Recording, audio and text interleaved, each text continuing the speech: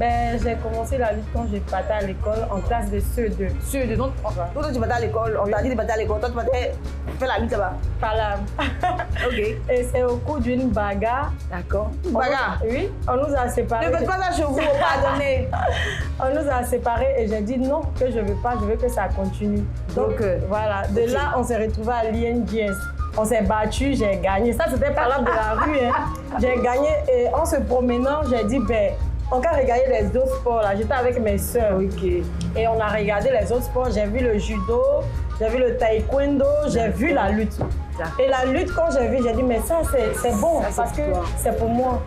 Donc, et c'est de là qu'elle est partie. Vous avez pratiqué ce sport-là pendant combien de temps? Depuis la classe de CE2 jusqu'en 2015, après le championnat du monde. Vous avez eu des trophées, bien évidemment. Bien évidemment. Donc vous étiez la vedette. Hein.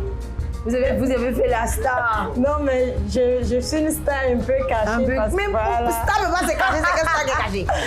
Donc nous aujourd'hui on est un peu curieux de savoir, avec tout ton parcours dans la lutte, déjà est-ce que quand tu pratiquais la lutte, est-ce que tu arrivais à t'en sortir déjà? Vous savez, en Côte d'Ivoire ici, il y a un sport roi, c'est le football. D'accord. Voilà. Et la lutte, c'est un peu difficile parce que on dit on est sport mineur, mais ce sont ces sports mineurs-là qui envoient des médailles. C'est ça. Voilà, parce que moi j'étais dans un centre de haut niveau. Au passage, je salue mon président de fédération qui est M. Alou Honoré. D'accord. Voilà.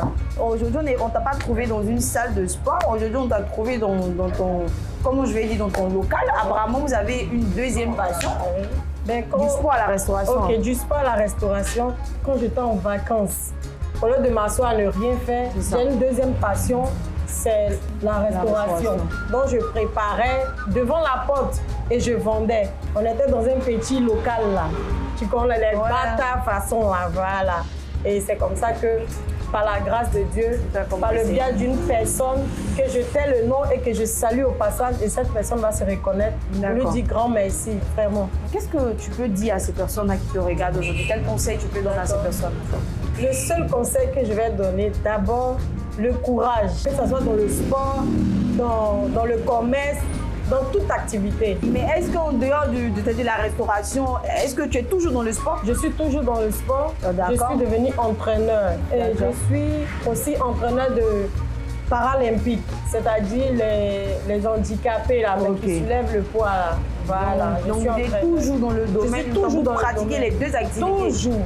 Ok, d'accord, c'est bien. Et l'appel que je veux lancer, si tu me permets, allez-y, c'est de dire au ministre des Sports qu'il y a une pépite qui est là, qui est ouverte, qui est prête à travailler, qui est passionnée de sport et en même temps de la restauration. D'accord. No limite. Non.